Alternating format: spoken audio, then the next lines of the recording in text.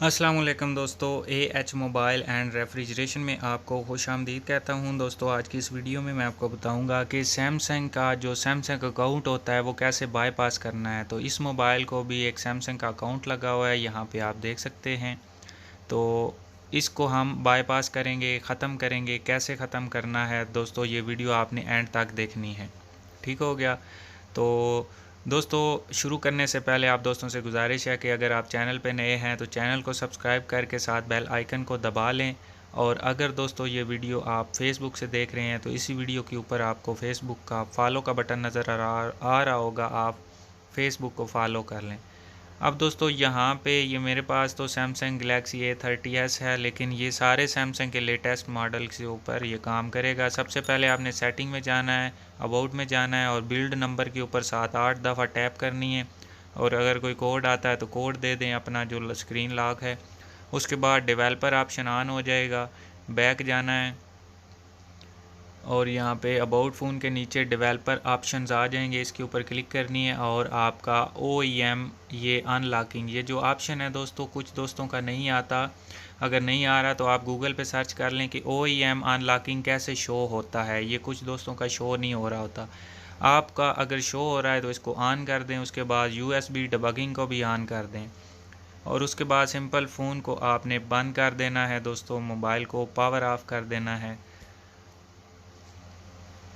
ये दोस्तों, मोबाइल को हमने पावर ऑफ़ कर लिया और उसके बाद आपने इसको हार्ड रीसेट करना है। दोस्तों, इस मेथड के तरीके इसके ज़रिए आपका सारा डेटा डिलीट हो जाएगा, लेकिन आपका सैमसंग का अकाउंट ओपन हो जाएगा। अभी आप देख सकते हैं वॉल्यूम अप बटन और पावर बटन को मैंने एक साथ दबा के रखा है। फिर जब सैमसंग लिखा आ गया तो पावर बटन छोड़ दिया और कुछ देर बाद वॉल्यूम अप बटन भी छोड़ दिया है। अब यहाँ पे दोस्तों एंड्रॉयड 11 है, आप देख सकते हैं वॉल्यूम डाउन बटन की मदद से हमने वाइप डाटा फैक्ट्री रीसेट पे ला के पावर बटन दबाना है और फिर यहाँ पे फैक्ट्री डाटा रीसेट के लिए वॉल्यूम डाउन यूज़ करना है और फिर ओके के लिए पावर बटन दबाना है। डेटा सारा डिलीट हो जाएगा और अकाउंट हमारा सैमसंग का ख़त्म हो जाएगा। और जीमेल भी, अगर कोई गूगल अकाउंट लगा हुआ है, वो भी ख़त्म हो जाएगा। अब दोस्तों, फॉर्मेटिंग डाटा कंप्लीट होने के बाद आपने पावर बटन दबाना है। रिबूट सिस्टम नाउ के ऊपर जब ऑप्शन आएगा तो पावर बटन दबाने के बाद मोबाइल हमारा रीस्टार्ट हो जाएगा। अब दोस्तों, आपको पता है कोई भी मोबाइल को रीसेट करें तो वो अपने लोगों के ऊपर हैंग हो जाते हैं। तो ये भी मोबाइल इस तरह आपके पास जो होगा वो भी इस तरह करेगा। तो थोड़ा सा आपने वेट कर लेना है, तकरीबन 8 से 10 मिनट। यानी कि 8 से 10 मिनट बहुत ज़्यादा टाइम होता है, आपका जल्दी हो जाएगा, मैं एहतियातन बता रहा हूँ।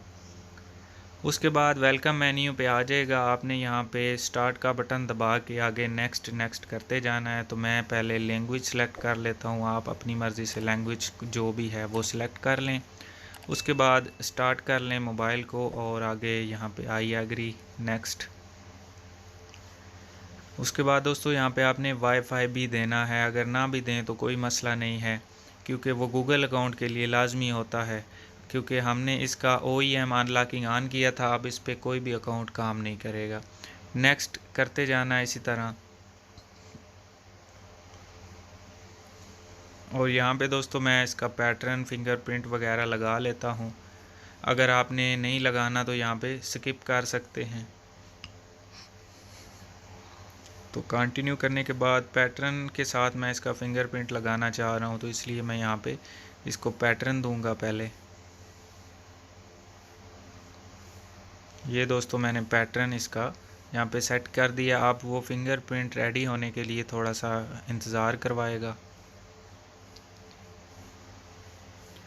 जी, तो दोस्तों अब वो हमें ऊपर बता रहा है कि स्क्रीन के ऊपर इस तरह अपना अंगूठा या उंगली या जो भी आपने स्कैन करवाना है वो रखें और नीचे जो परसेंटेज चल रहे हैं आप देख सकते हैं, जो ऊपर फिंगरप्रिंट ग्रीन कलर में रंग भरते जा रहा है उसके नीचे परसेंटेज बढ़ रही है।